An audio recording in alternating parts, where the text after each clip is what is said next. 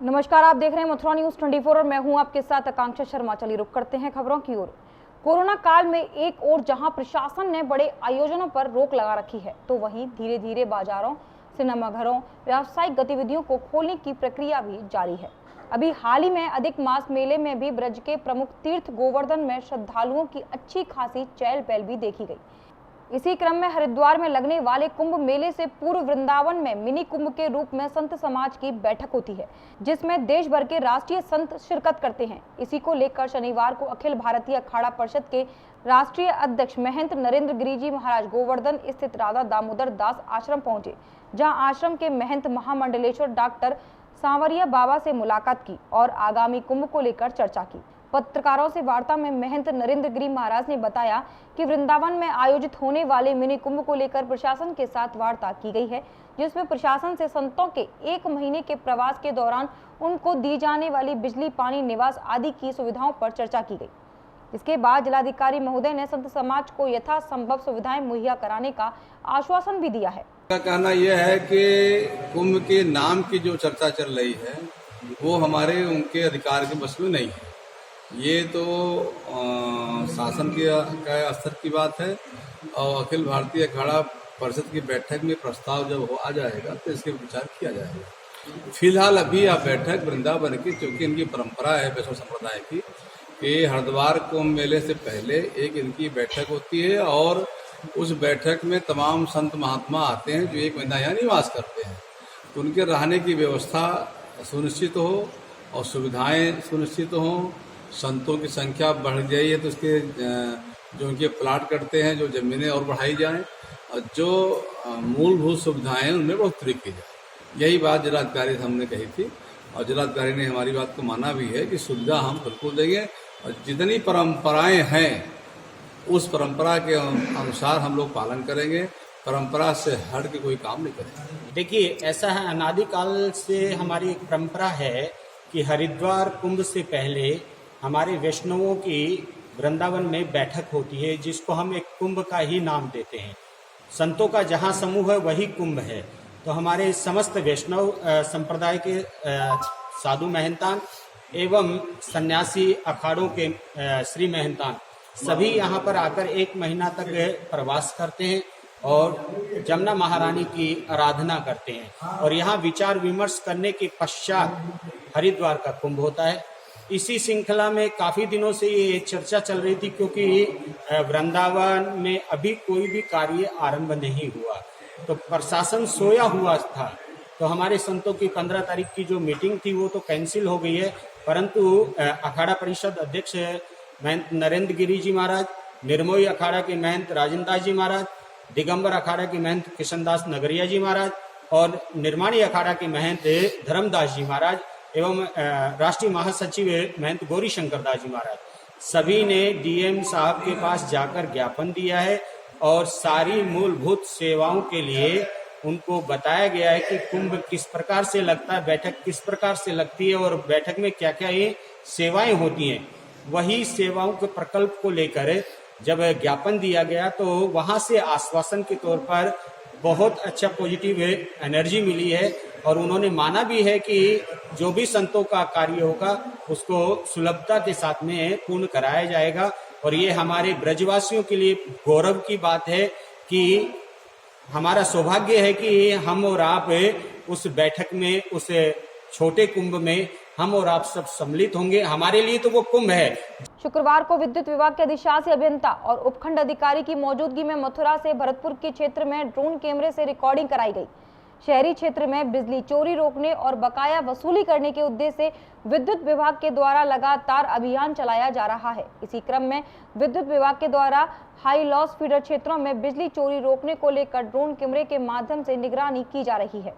इसी के चलते शुक्रवार को विद्युत विभाग के अधिशासी अभियंता शहरी मनीष गुप्ता और उपखंड अधिकारी अंशुल शर्मा की मौजूदगी में शहर के भरतपुर गेट क्षेत्र में ड्रोन कैमरे से निगरानी की गई और सकरी गलियों में भी बिजली चोरी रोकने को लेकर ड्रोन कैमरे के माध्यम से रिकॉर्डिंग की गई। इस संबंध में अधिशासी अभियंता शहरी मनीष गुप्ता ने जानकारी देते हुए बताया, हमारे यहाँ पूरे यूपी में ही सभी फीडरों पर जो भी अत्यधिक हानि वाले पोषक हैं उनको एजेंसी हानियाँ इस माह के अंत तक 15% से नीचे लानी है। उसी क्रम में बाकायदा उपभोक्ता के खिलाफ कार्रवाई की जा रही है। जो बिल जमा नहीं कर रहे हैं, 3-3 महीनों से बिल जमा नहीं किए हैं और अमाउंट 10,000 से ऊपर है, उनके कनेक्शन काटे जा रहे हैं और सेक्शन 3 और सेक्शन 5 की कार्रवाई की जा रही है। और जो लोग मीटर बाईपास करके डायरेक्ट विद्युत चोरी का प्रयोग करें, उनके खिलाफ विद्युत चोरी की एफआईआर दर्ज किया गया। तो आज इसी क्रम में ये वाल्मीकि बस्ती में, क्योंकि ये हमारा जवाहर ट्रस्ट फीडर है, ये हाई एटेंसी वाला फीडर है, 50% से अधिक इस पर एटेंसी हानियाँ चल रही हैं। इसकी सघन कॉम्बिंग की जा रही है लगातार पिछले 15 दिनों से, और अक्टूबर माह के अंत तक ये कार्यक्रम जारी रहेगा। आज ये ड्रोन कैमरे की मदद से पूरी मोहल्ले की निगरानी की गई है और इसकी वीडियो चेक की जाएगी। जो डायरेक्ट केबल मिलेंगे उनके खिलाफ विद्युत धारा के में कार्रवाई की जाएगी। सहारनपुर में उत्तर प्रदेश कांग्रेस कमेटी महामंत्री एवं राष्ट्रीय उपाध्यक्ष अखिल भारतीय जाट सभा सुशील चौधरी के नेतृत्व में एक प्रतिनिधि मंडल गन्ना किसानों के शीघ्र भुगतान दिलाने व गांगनौली मिल प्रबंधक के खिलाफ एफआईआर दर्ज कराने के लिए सहारनपुर मंडल के मंडलायुक्त से मिले और उन्हें एक ज्ञापन दिया।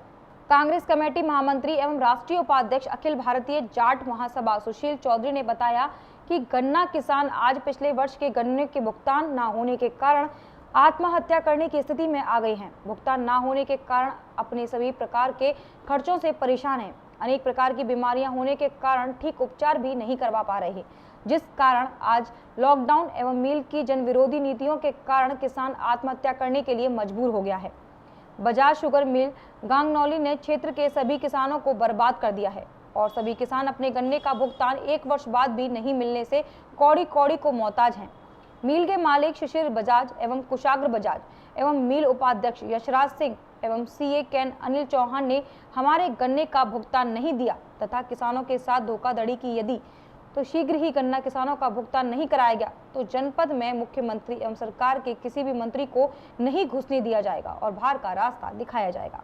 वो एक हमारा मुद्दा चल रहा है गन्ने के भुगतान का, क्योंकि इन चीनी मिलों ने इतना हमारा शोषण कर लिया है कि अब किसान भूखमरी के कगार पर पहुंच चुका है। अब ये देखिए, कभी ये सरकार पराली के नाम पर, कभी बिजली के आरसी के नाम पर ये इस तरह से शोषण किया जा रहा है। हमारा कहना ये है कि पहले हमारे पैसे तो दे दो, हम तो सब काम करने के लिए तैयार हैं, लेकिन खुली चेतावनी आज इस माध्यम से हम देना चाहते हैं कि पराली के नाम पर अगर किसी भी किसान के साथ अत्याचार हुआ या उसके खिलाफ एफआईआर हुई तो अब की बार प्रशासन की ईंट सहित भिड़ा दी जाएगी। हम लोगों ने कल ही टपरी में हमने एक पंचायत करी थी, उसमें हमने तय कर लिया है कि जो है पराली के नाम पर अगर प्रशासन किसी की भी एफआईआर करेगा तो ये ठीक नहीं होगा और उसके विरुद्ध हमें आंदोलन करना पड़ेगा। आज गन्ने के भुगतान के लिए हम डीएम साहब से भी मिले थे और एसएसपी महोदय से भी मिले थे और गन्ना आयुक्त से मिले थे कि इस बजाज चीनी मिल के विरुद्ध एफआईआर दर्ज करवाई जाए। शासन ने, सरकार ने भी ये कहा था कि 14 दिन के बाद अगर कोई चीनी मिल गन्ने का भुगतान नहीं करेगा तो उसके विरुद्ध हम एफआईआर दर्ज करेंगे। लेकिन ये सरकार झूठी सरकार है, इन्होंने, इतने मक्कार लोग हैं, इन्होंने अब तक किसी भी चीनी मिल के विरुद्ध कोई कार्रवाई नहीं की।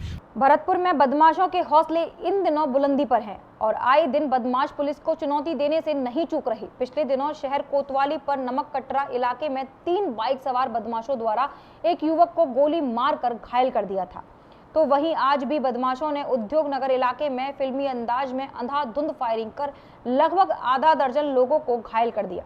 जानकारी मिली है कि उद्योग नगर थाना इलाके में सिमको रेलवे फाटक के पास बाइक सवार 4 युवकों ने फिल्मी स्टाइल में अचानक अंधाधुंध फायरिंग करना शुरू कर दिया, जिससे आधा दर्जन राहगीर छर्रे लगने से घायल हो गए। अचानक हुई फायरिंग से पूरे इलाके में अफरा तफरी मच गई। फायरिंग की जानकारी मिलते ही उद्योग नगर थाना पुलिस व सीओ सिटी सतीश वर्मा मौके पर पहुंचे और सभी घायलों को आरबीएम अस्पताल में भर्ती कराया। पुलिस ने सभी घायलों के बयान भी दर्ज किए हैं और पता लगाया जा रहा है कि हमलावर कौन थे और कहां के रहने वाले थे। पुलिस ने बदमाशों की धरपकड़ के लिए कई जगह नाकाबंदी भी कराई, लेकिन अभी तक पुलिस के हाथ कोई सफलता नहीं लगी है। विष्णु जाट खेमरा और जगतपाल बघेला गोपालगढ़ और शंभू रिवर कॉलोनी के शैलेश के लड़कों के बीच किसी बात को लेकर के शाम को काफ़ी नहीं हो गई थी, जिस पर इनके बीच में समझौता भी हो गया था। आज उसी क्रम में और बात करने के लिए जगतपाल द्वारा इनको बुलाया गया तो वहाँ पर कुछ लोगों ने फायरिंग कर दी, जिसमें 7 व्यक्ति शैलेश पक्ष के इंजर्ड हुए हैं, जिनका इलाज एसएमएस में आरबीएम में। सहारनपुर स्मार्ट सिटी की ओर अग्रसर है और इसको और भी ज्यादा सुंदर बनाने के लिए नगर निगम सहारनपुर द्वारा सफाई अभियान व सड़क चौड़ीकरण आदि का कार्य चलाया जा रहा है तथा सहारनपुर के अंदर बनी हुई डेयरियों के मालिक के साथ आज डेयरी संचालक संघर्ष समिति की एक आवश्यक बैठक गुरुद्वारा रोड जिला कांग्रेस कमेटी कार्यालय पर संपन्न हुई, जिसमें नगर निगम के अधिकारी भी शामिल हुए। स्मार्ट सिटी के अंतर्गत कैसे डेयरियों को बाहर ले जाने का काम किया जाए, सब बातों पर विस्तार से चर्चा हुई। नगर निगम से अपर नगर आयुक्त अशोक गौतम कर, अधिकारी विनय शर्मा व प्रवर्तन दल के अधिकारी नेगी जी शामिल हुए। शहर सहारनपुर में स्मार्ट सिटी का एक दौर चलने का काम हो रहा है,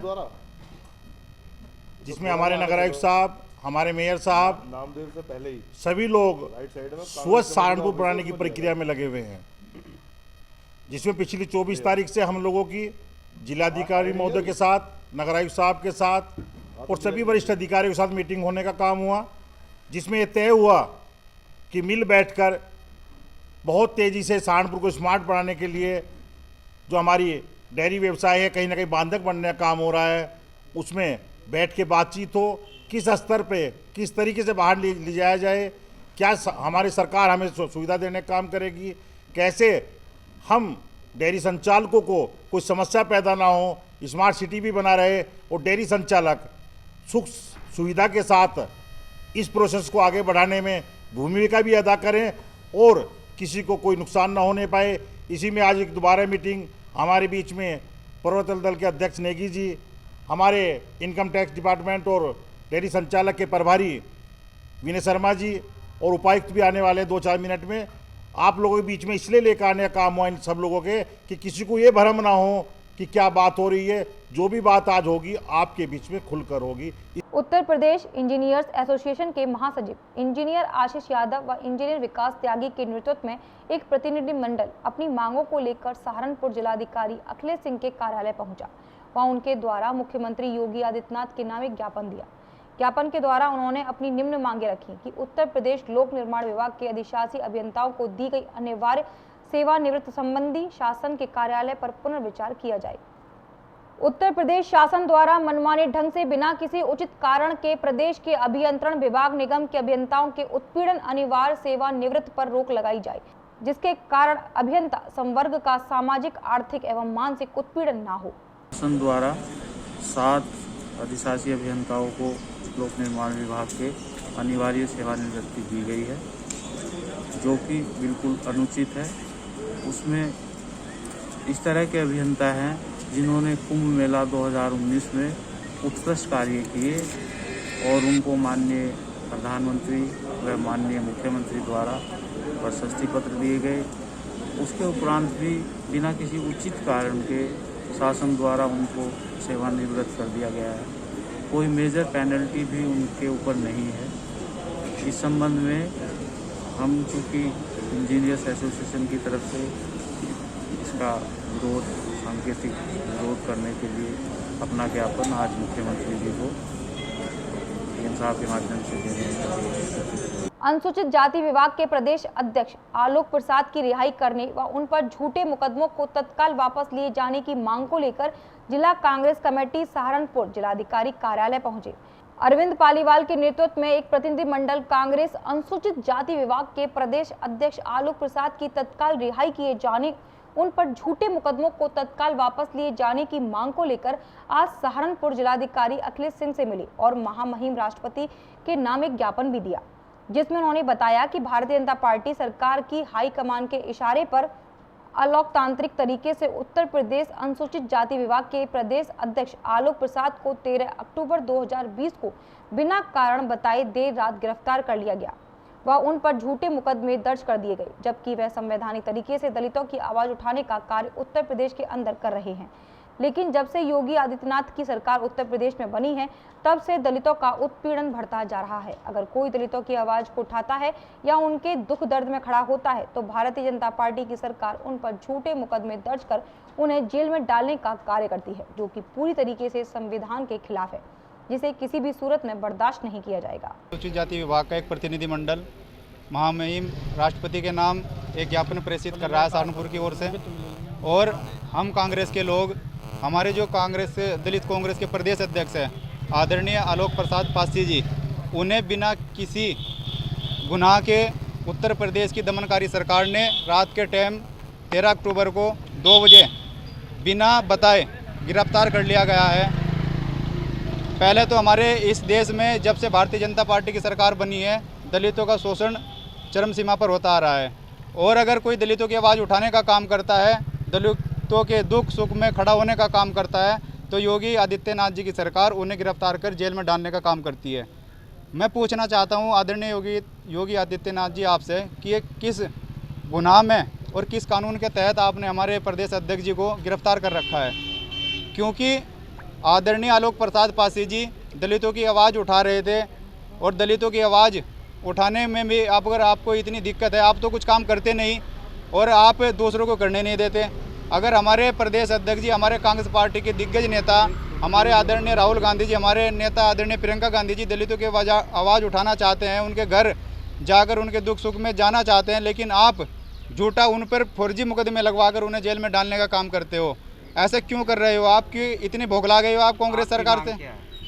हमारी मांग जो है, हमारी मांग ये है कि हमारे जो आदरणीय आलोक प्रसाद पासी जी है उन्हें तत्काल रिहा कराया जाए। अगर ऐसा सरकार नहीं करती तो हमारी दलित कांग्रेस सहारनपुर हो या पूरे जनपद में उत्तर प्रदेश कांग्रेस कमेटी की तरफ से आंदोलन को बाध्य होंगे और उसकी जिम्मेदारी शासन और प्रशासन की होगी। तो अभी तक के लिए सिर्फ इतना ही। मुझे दीजिए इजाजत, फिर मिलेंगे नई खबरों के साथ। नमस्कार।